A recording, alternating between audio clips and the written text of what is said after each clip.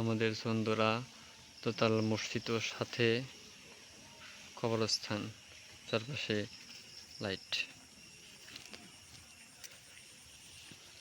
ভিতরে কিছু লাইট আছে, এই পাশে কিছু লাইট আছে।